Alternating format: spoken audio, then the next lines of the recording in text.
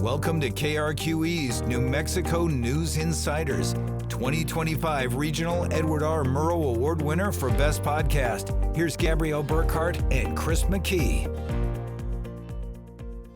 It's been about 5 months since the governor authorized the New Mexico National Guard to help local police here in Albuquerque with crime-related initiatives. And since then, we've seen more calls to send in National Guard to help combat crime both nationally and again here locally. Yeah, and the guardsmen, after getting that call, they were deployed on the Albuquerque streets since about June. And the deployment comes as President Donald Trump as well has made similar but different deployments of the Guard in D.C., for example, sparking debate about if the military presence is effective or necessary. But as I alluded to, here in New Mexico, the National Guard's work alongside police, it continues to be a different situation. Most recently, Governor Lujan Grisham declared a state of emergency in August for Rio Arriba County, the city of Espanola, and neighboring pueblos experiencing a, quote, significant crime increase. So let's bring in our guest today and just get into some of the details you all might have been hearing about. We have Espanola Police Chief Mizel Garcia. Thank you so much for being here. Thank you both for having me here this morning. Before we get into the topic, I want to learn a little bit more about you and your law enforcement background. What got you into policing and how long have you been at it, Chief? Well, ma'am, sometimes it's scary to just figure out, I realize how old I am, how long I've been doing this. I've been doing this job for 32 years. I started back in 1994.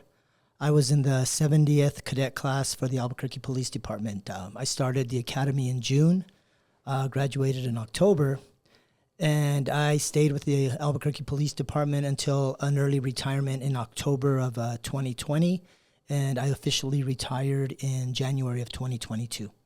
Okay, and then you moved to Espanola or became the chief there. During that 1 month of retirement, I was approached by, I had applied for the city of Santa Fe initially, and while that was going on, a little bit after, I was approached by the governing body in the city of Espanola, pretty much just requesting that they found out that I was born in Espanola. I graduated from Espanola Valley High School. They had seen that I had retired as a commander from the Albuquerque Police Department. And then initially, the only ask they made was to be the interim chief for 6 weeks, is what they had stated. I kind of go back now, and the mayor and I talk, it seemed more like a bait and switch at the time, I realized. But he goes, can you just be here during the transition from the old administration to the selection of the new police chief? And I was more than happy to. It would have been a new experience for me. So I immediately actually took him 3 times. And I finally said yes, because I knew the travel. I live in Albuquerque. My entire family's in Albuquerque.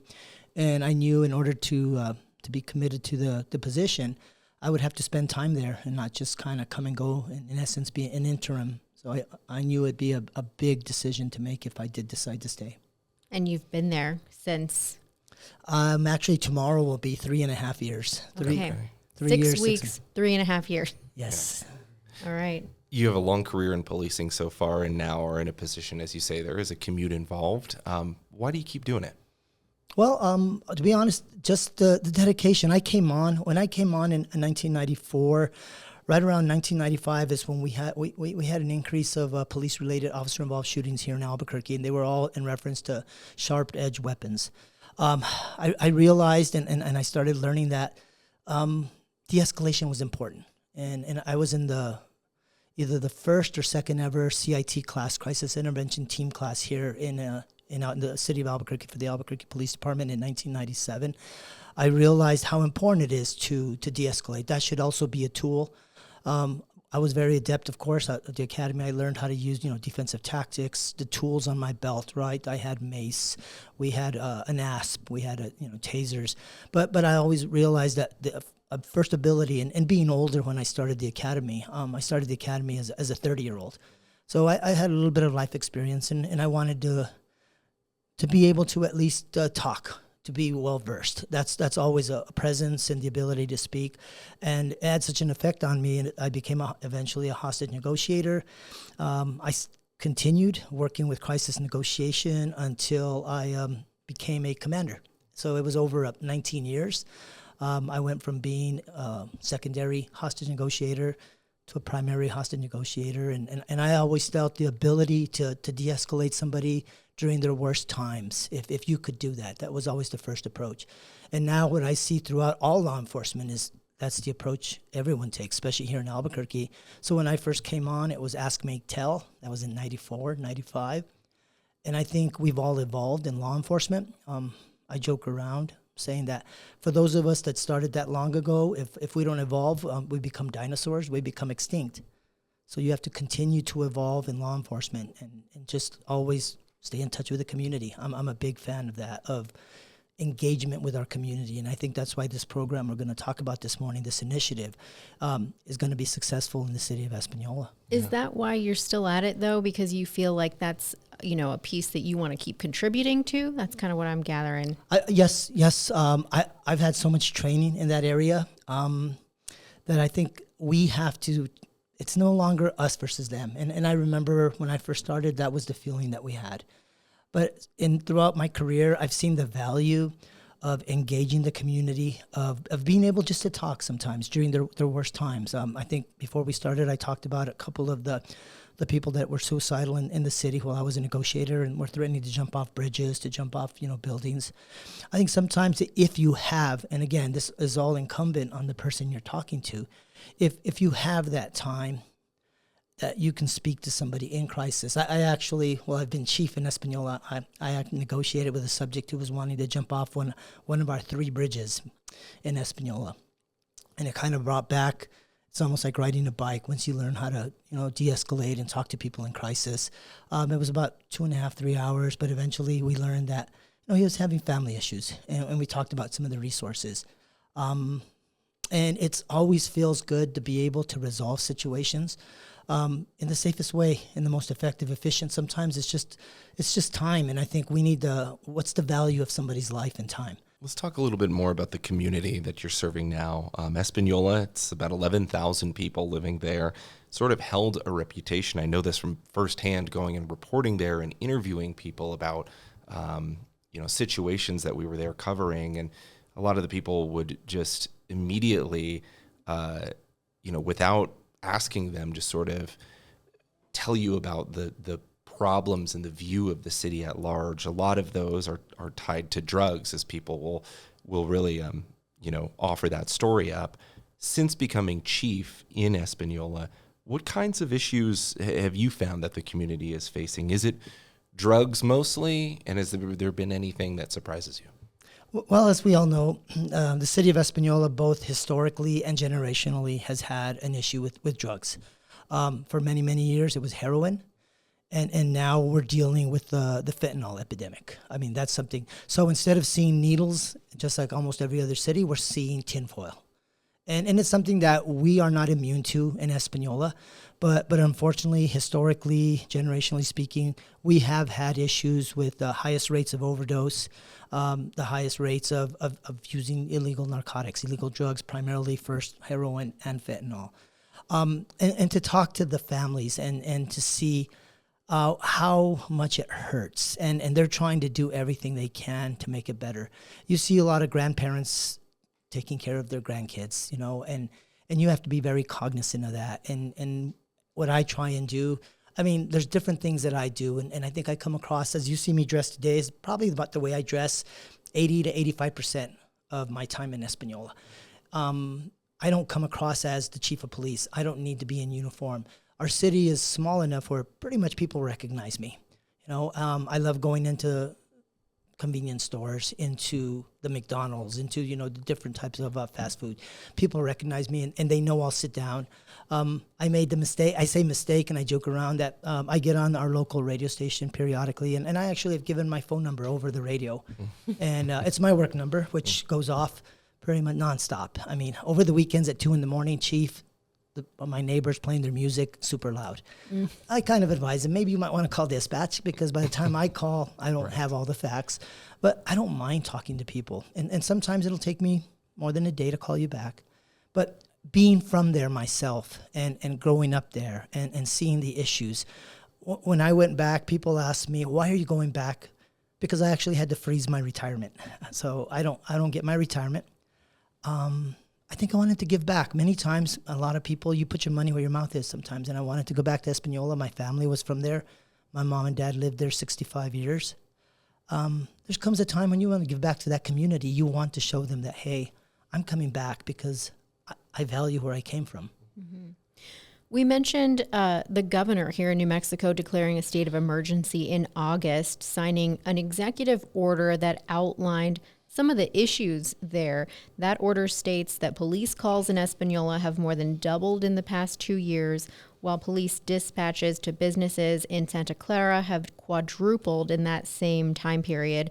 It also says Rio Arriba County has the highest overdose death rate in the state, which you mentioned, and that local resources are insufficient to address this emergency. Does this all track with things that you're seeing firsthand? I think that's a lot of information. I can tell you, let me begin by saying that I personally, in addition to the governing body, I'm very appreciative of the executive order coming from Governor Lujan Grisham. Our numbers, we do average anywhere between 12 to 1,500 calls for service in the city of Espanola, which turns out I am authorized 30 officers. I usually average between 26 to 28 officers. So we do have a lot of calls for service. One thing I will say is when I'm annual, sorry. Oh, monthly. Monthly. Annually, okay. We take anywhere from 17,000 to close to 19,000 calls for service. But I think what I miss the most is in Albuquerque, we had specialization. We had homicide units. We had gang units. We had different types of units that would. In Espanola, we're a one-stop shop. If an officer makes a stop, there's drugs in the vehicle, he has to pretty much follow it all the way through. Since I only have 3 detectives, takes the photos. He does everything, does the interviews. He does everything before we give it to our investigative officers, which I only have 3 right now. Our calls do go up and down, the number of calls, the types of calls. I can tell you that the biggest concern in Espanola are the quality of life crimes that we have. We've had, since I've been there 3.5 years, I believe, 5 homicides. We've been able, thankfully for the families, to solve all of them. We recently arrested 2 juveniles who were involved in our latest homicide of a homeless female. In addition to earlier, within 12 hours, they had shot another subject and paralyzed that subject. And that included 3 or 4 other aggravated batteries with a deadly weapon. I think what really concerned us with the initiative is the amount of juvenile crime that we're seeing in Espanola, along with the rest of the state. I recently was here in Albuquerque for a news conference involving juvenile crime. I think it was about a month ago, maybe 4 to 6 weeks ago. I think what we're seeing are the involvement of our juveniles and the lack of resources for them and where to take them. We already have an issue in Rio Arriba County for the city of Espanola for detention facilities. And I think what we finally came to light is the quality of crime. We're seeing so much criminal trespass. We're seeing so much shoplifting, the larcenies, the quality of life. Yes, do we have violent crime? Of course we do. Do we have drug crimes? Yes. And unfortunately, the problem that we see is that a staffing shortage that I have, and in every department. I'm not trying to lay blame. We have to get the best use of what's available to us. And that's why when this initiative came out, I knew it would allow me to pretty much look at the calls for service, to kind of look at the times that I need additional officers coming in on overtime, mitigating that staffing shortage by using, for the most part, every other technological platform or resource that I have. And we have license plate readers. With this emergent executive order, I was provided with $45,000 to purchase a piece of equipment, drug-related, which identifies drugs on the street immediately. That's something very positive.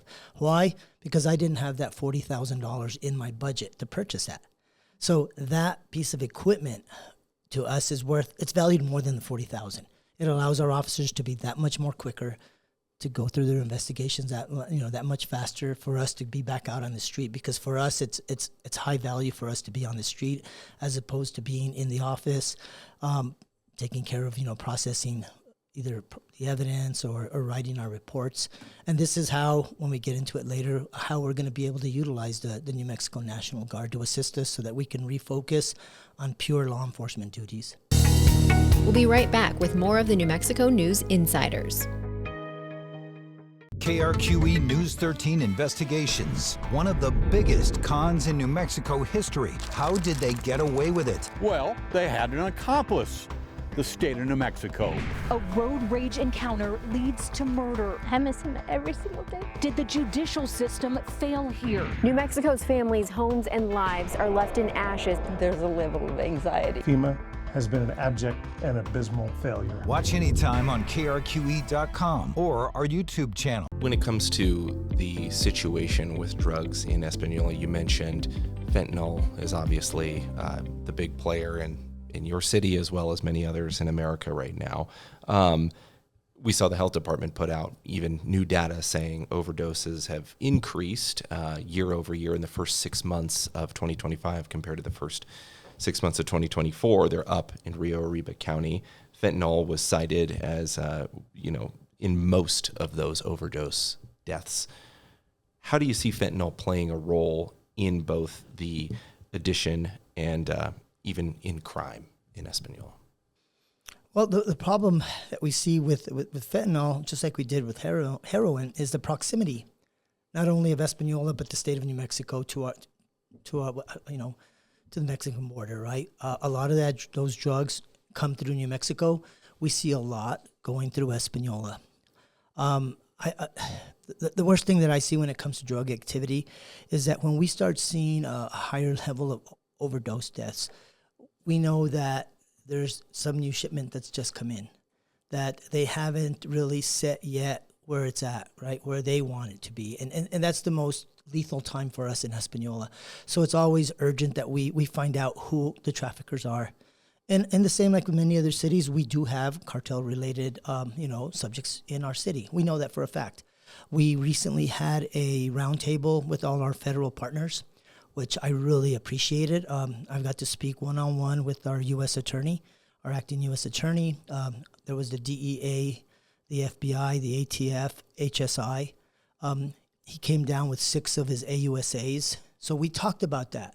And we talked about how do we go from the arrests we make, getting them up to that federal level. And I was glad to hear that he had lowered some of the thresholds, specifically for drugs, from the what they call a level A to a level B, which makes it easier for a city like mine to be able to send a case to them, to say, hey, can you guys look at this? Because we need this subject to do federal time. We don't need him to do state. And I think that was really helpful. In addition to the ATF, they also lowered their thresholds, which helps us a lot. I mean, I can tell you that we seize a lot of handguns and weapons in Espanola. And I think gaining those relationships, not only with our state agencies, but with our federal agencies, really helps us, really helps me. Now my job as a chief in Espanola is to be able to communicate with the community, to tell them why these relationships are being built, not to spread paranoia, not to spread, and I'm very open about everything. On the street, I'm approached all the time, Chief, is it true we're going to have, National Guard on our streets? And I'm like, yes, but we are coordinating right now as to how. And I'll tell them this is what they will do, this is what they won't do. And I'm very clear with that. So many times my community knows, even before many others, even like people such as yourselves, right, in the media, I'm pretty upfront about that. I'm pretty transparent and say this is what it is. Yeah. Let's talk about that. Governor Lujan Grisham deployed National Guardsmen and women to help Albuquerque police tackle crime here back in April. They've been helping in a more administrative way with things like prisoner transports, crime scene security, but not making any arrests or not, in military uniforms. Initially, the governor said she would not be sending the National Guard to Espanola, but that's since changed. We heard you talking about working with the National Guard during the Courts, Corrections, and Justice Committee hearing in September. Tell us what changed between her emergency declaration and now, or did you always want help from the National Guard? Well, I'll be honest up front, I was skeptical. I was, but I think the ability to communicate, eliminates that skepticism. I've been able to speak one-on-one with General Aguilar. We speak weekly with the governor's office about the initiative and how we're going forward. I have to be thankful that the Albuquerque Police Department started that. So I've been able to see some of the successes and the challenges that they've faced. And of course, we're talking about a city that's over 500,000 compared to a city that's maybe 11,000, right? But that still doesn't change the successes that they've had and the challenges that they faced. For me, I've actually tried to detail, just personalize how we're going to utilize them. By no means are we going to, I believe we would have 150 of the National Guard in our city. But I really do like the idea of my transport officers not having to transport prisoners by themselves. I would love for them to have somebody in that passenger seat with them. I would love for them to have someone when they transport an arrestee to the hospital for a medical clearance. I would love the opportunity to have them help our investigative division set up the case files to send to the DA's office, because I know they've all done that. I've heard what they've done. I would love to have them just be stationed at our regional transit center, just to be there. So I have seen how they have been utilized, and I totally agree. They are not law enforcement. To become law enforcement, you have to go to an academy all the way up to 6 months. There's no way they'd be aware of every policy. They're very familiar with the Constitution. They're very familiar with it. But policies that we in law enforcement have to do, the use of force, we go to training for that. Defensive tactics, right? Everything that we do. But I love the opportunity for them just to be there, that presence. We talked a lot about de-escalation. I would love for them to talk to people in our community and just say, this is why we're here. We're from New Mexico. We're here to help. It's almost like a next door neighbor helping another neighbor. That's all they're there for. And that allows us, the Espanola Police Department, to actually refocus and concentrate only on the law enforcement activities. Not that we don't like engaging with our community, but this is an opportunity. I'll give you an example. We had 588 municipal warrants in our city. I would love to cut those in half. I would love and not necessarily suppression, put people in jail. We want to reach out and have these warrants cleared.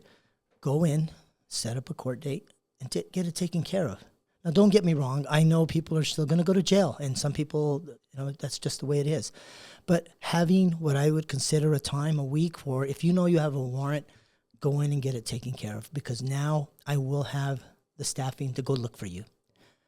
And I think that's what it is. It doesn't always have to be negative. And again, my job as the chief is to be out there and to explain to our community to kind of stop that. Because sometimes, we right away think of bad. And it's my job to be in the forefront and to be available. And that's one of the reasons why I technically live in Española 6 days a week now. I have an apartment there. And we just had our centennial celebration. And I was there the entire time over the weekend.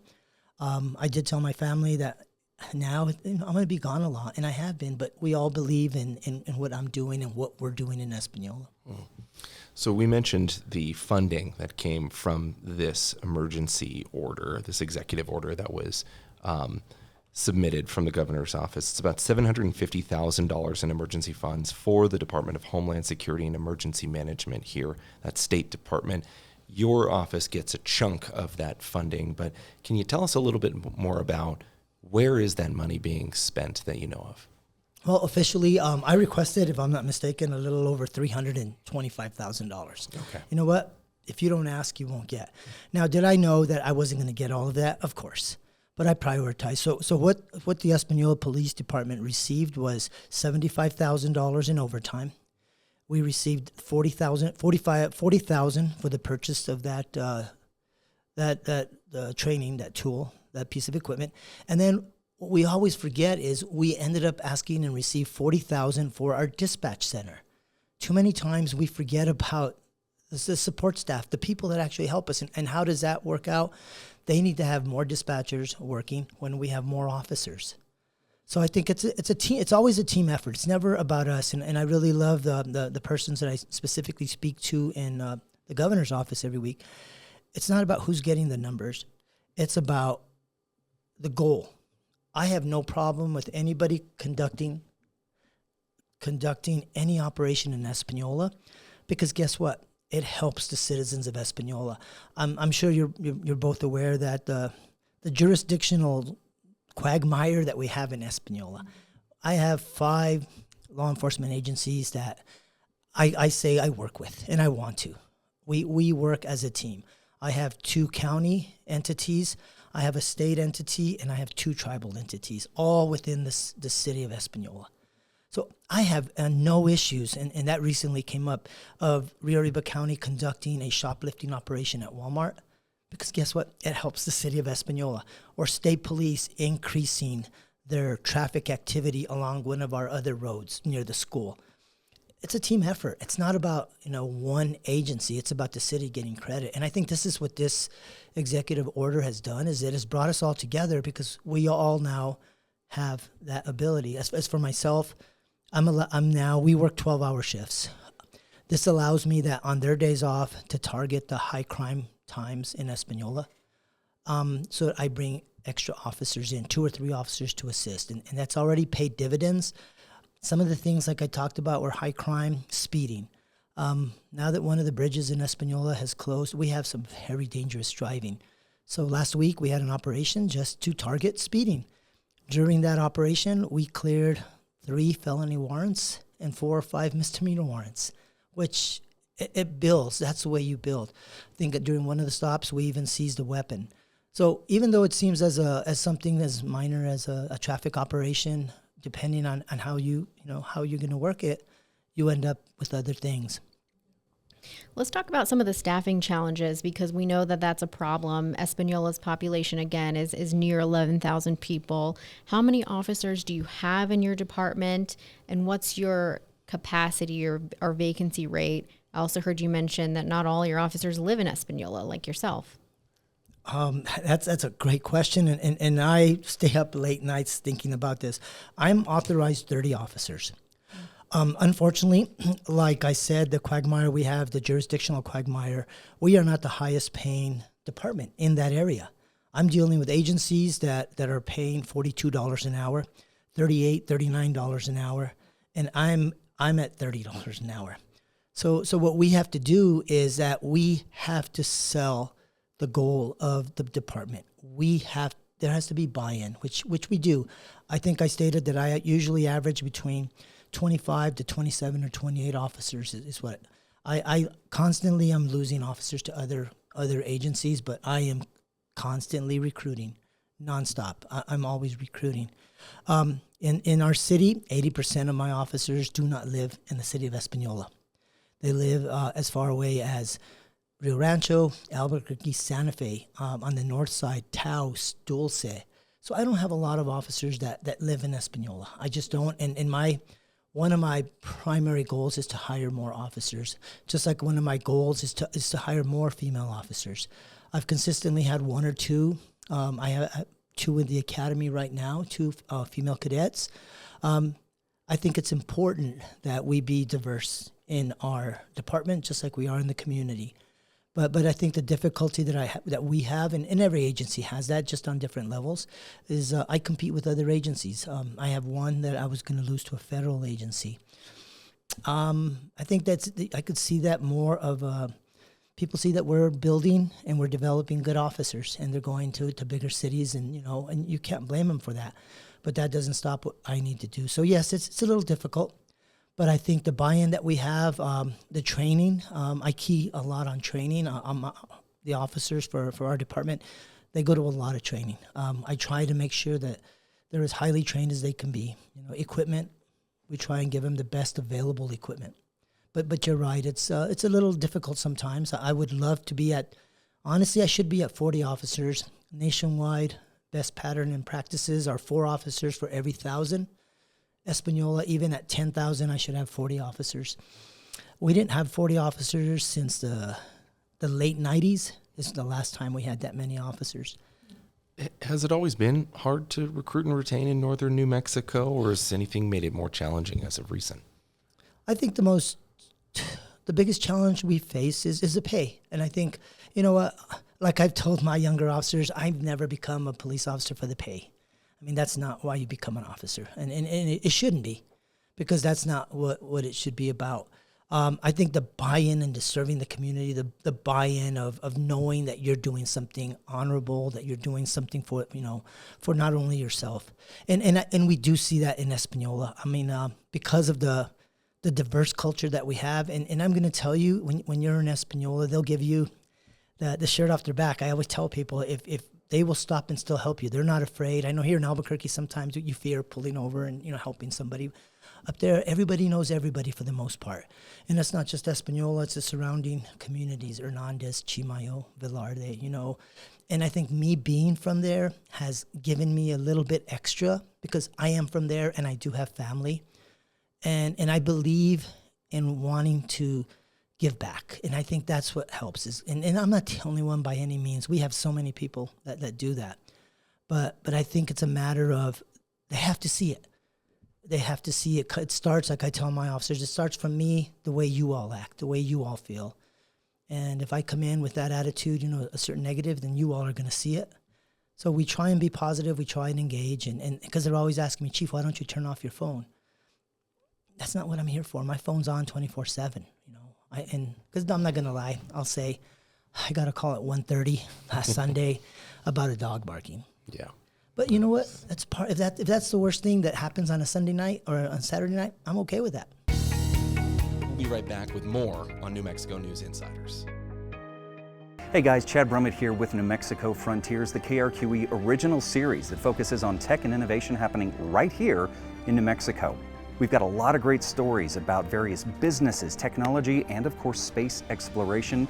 So make sure that you follow us on air at KRQE and Fox New Mexico, as well as our KRQE YouTube channel online. In the meantime, let's get back to the New Mexico News Insiders. So for people who hear that there could soon be more military presence like the National Guard in the area to crack down on crime or help you out, and those people might be uncomfortable with that idea or think it's an overreach, what do you say to folks who are reaching out to you with concerns? First of all, I'm going to listen to their concerns. I think that's the most important thing. Many times when we engage, we're just waiting for someone to stop talking so that you can say something. What I've learned in all the de-escalation training I received at APD was that you truly want to hear what they're saying.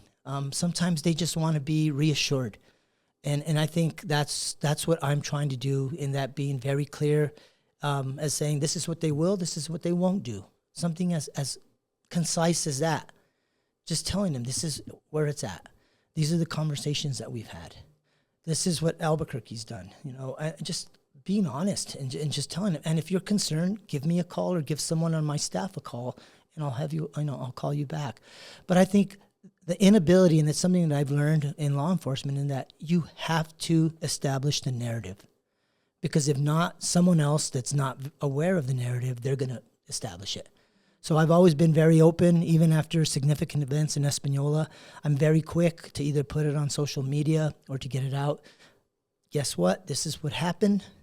This is what we're doing, and this is, the direction.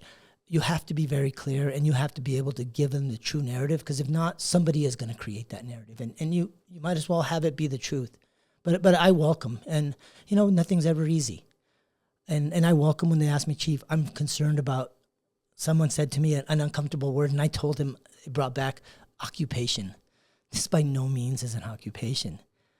They're not in uniform. They're going to be wearing, just like in Albuquerque, a black polo and either the tan or khaki pants. They aren't going to be in any way armed. It's almost like a community member. It's almost like a public service aide that, you're going to be out there looking and helping us. You're going to be at our memorial. If you see any type of vandalism, call it in. Let us know so that we can respond. Hopefully it's during the times that I have extra officers. It's just assistance. At one point or other in our lives, we all need help. And now we're talking about a city that does need help, but the help has to be controlled, and it has to be watched by the people that are from there. And I plan, and I am very involved in every step of this initiative. We know fentanyl is going to continue to be a big piece of the problem of what fuels crime. We've reported on it in this show before that the DEA has told us, it's cheap, highly addictive, often easy to conceal. It's usually being trafficked from Mexican drug cartels, and that's why we're seeing it an influx of it here in New Mexico. So it's clearly, continues to be a big issue. But do you see local police and maybe with help from the Guard making a real difference in getting fentanyl out of the streets of Espanola? Or does it feel like it's going to just continue to be an uphill battle? Great question. I know that I'm an optimist, and I think we do our best. I also live by this rule, even though I was at APD, 20-80, it's called the Pareto principle. If I can address the 20% of the most highly violent, the people involved in drug trafficking, the people involved in really doing the bad things, that's 2 out of every 10. If we can concentrate our resources on them and address their behavior, the other 80% are going to be okay for the most part. So what this initiative is going to allow us to do, I'll tell you, I for the most part, unless we're working with our federal partners, I don't have the time to do surveillance on a residence. I did spend almost 10 years as a task force officer with the DEA.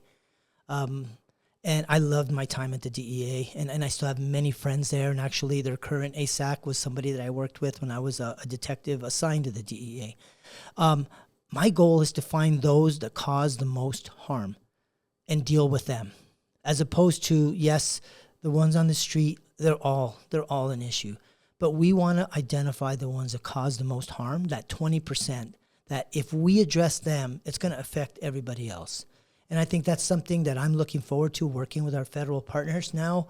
We've already had meetings with them, telling them, we know who they are. We just haven't had the manpower, the staffing to address them. To build the case. So what we're doing now is working not only with them, but with this initiative. I have other officers that can be assigned to those type of activities.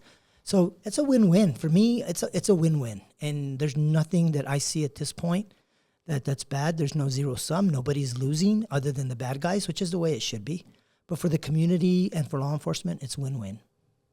To timestamp ourselves, we are recording this at the tail end of September, but when people hear this episode, it will be October. How soon do you think that we could see National Guard presence in Espanola or Rio Arriba County? Well, we've had that discussion, and as we all know, you talked about the end of September, October. We know in Albuquerque we have several activities coming up, the Balloon Fiesta, and we have other activities. So I would say the earliest that we've talked about is probably after their involvement with the Balloon Fiesta at least, because they're very involved, and they should be. The number of people that come into Albuquerque, I would be selfish to say no, we want. I understand that. And I think, so I would say hopefully October by then.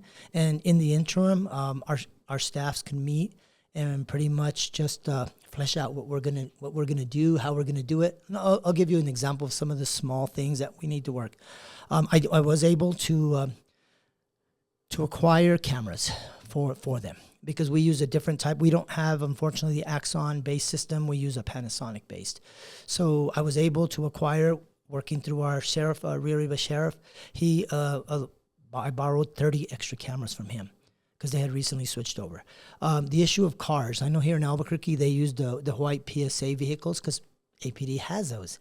I don't have that luxury, so I'm going to work with the state, their fleet division, and see if there's maybe we can get a type of vehicle for them at least. And that's just, again, me thinking without yet talking to them. So there are some logistical small challenges that I have to address with in order for them to be as effective. So if I want them to be at different areas just there watching, they're going to need vehicles. Radios, that's the other thing we're working on with the Department of Information and Technology. I think they have enough radios that they can let us borrow them. We can key the radios to be on our frequency so that they have radios. So there are some challenges. It's not going to just be an easy transition, but we have to think of those ahead of time prior to them being actually placed. So there are some issues that we have to address, and I think we're working forward with that. Those will come up during our meeting this week. We speak every Friday on Zoom. All the executives, law enforcement executives, we all get on the same call, and with the governor's office, and we talk about what we're doing right now. We've started our initiative. We talk about numbers. We talk about what issues we're seeing. What else do we need? And I think it's been very positive so far. Nobody has rocked the boat, for the lack of a better word. We're all on the same page. And you mentioned cameras. We're talking lapel cameras. Yes, body worn cameras. I'm sorry. Got it. And then how many guardsmen, women are you hoping for? Well, that's something I want to look at and seeing what the parameters. The main area we're gonna look at primarily in Espanola is our business corridor, which is going to be like a 1 square mile area, but the transit area, which is a little bit in a different part of town, and then where we do have some issues is at our veteran memorial wall. I'd like to be able to have just people stationed there, just to report, just to kind of say, hey, we have people here doing this, and we recently just had a dedication of a new part of the memorial, and I think that's something that I'd hate to see defaced, or I'd hate to see anything happen to. That we would just want people out there. Same thing at the transit center; those are where many of the workers that go up to Los Alamos park their cars. That's somewhere where we should have somebody stationed just to watch. So I'm hoping, just depending on what we're looking at, I know it's not going to be, like I said, that many. We'll have to kind of see. We'll also have to see what's available. If they say, well, we have, this many people available, then I'll make do. But I still don't have an exact number yet. And again, if we use them internally, I'm going to have to meet with my staff also and say, where do you think is the best use of this additional help? You certainly know you mentioned talking to the community, dispelling any rumors, hearsay, any issues, concerns people have, and that there is, obviously, as to your point just now, there's a lot more to be worked out. But is there anything else you'd want to add or want people to better understand about this? I think having faith, first of all. Too many times we don't have that, and I can see why. The world has changed a lot, but I think the ability to have direct access to those of us involved in this initiative is something that, if there's a question, please ask. There's nothing worse, or for me in law enforcement to say, you know what, we'll let you know when it's time. I'm not a fan of that. I'm a fan of, this is where we're at. This is what I'm hoping to get done. And this is the goal. And I think that's the biggest thing. It's working together. I mean, I came into law enforcement during a time when we changed from the way policing was in the early 90s to community engagement, community support, I remember when I first started APD, when they started with community policing, we called it signature service. And it's gone through so many, ideations of what it is to where we're at today with the community policing. A lot of the things that I've learned in Albuquerque, I've taken to Espanola. We have our own version, I hope it's not copyrighted, of ARAPA. I mean, I call it our Espanola Business Coalition. We have our neighborhood associations. So a lot of the positive things that I've learned and I took away from Albuquerque, we reinvigorated our Crime Stoppers in Espanola. So a lot of the things that I learned, and I'm not, like I tell the people in Espanola, don't think I'm so smart. It's just that I've been around and I know a good program when I see it. So why reinvent the wheel? So I think getting that faith and getting the support, there's always going to be detractors, and I understand that. There always is. We deal with that every day. But I think the ability for even a detractor to call and ask me about that or ask our department, I'm more than happy, tell you what the direction is. Whether it be good, bad, or indifferent, I'm going to respond, and I'm going to tell you, hey, maybe we could have done this better, or we could have done that, maybe different. And I think in Espanola, we kind of have that. We've changed, we've gone in that direction, but it's a lot easier in a town of 11,000. I think it's more important in larger cities to have a staff to help you to do that. For the most part, I tell my command staff, I go to all the meetings, I do all the administrative stuff. I rely on you to take care of the majority of our operational needs. That's why you're in your positions. So I think it's not the one person only, it's the entire staff, and everyone that works its way up. Well, Chief Garcia, we certainly appreciate the information and the conversation. Thank you so much for being here. Thank you both for so much for inviting me, and I hope I get to talk to you again and tell you about the successes we've had and maybe some of the challenges that we overcame. But thank you both so much. Thank you. Thanks again to Espanola Police Chief Mizel Garcia for coming into the studio and taking the time to chat with us about all of the logistics that he's working through to get help from the National Guard in his community. Yeah, I think it'll be interesting to pay attention to this as to see how many people from the Guard deploy in Espanola and exactly what they'll be doing. Certainly will probably be different work than Albuquerque police, but we will see. If you have any ideas, let us know. I'm at chris.mckee@krqe.com, also at Chris McKee TV. And I'm Gabrielle.Burkhart at krqe.com via email and gburknm on social media. Thank you all for listening and watching.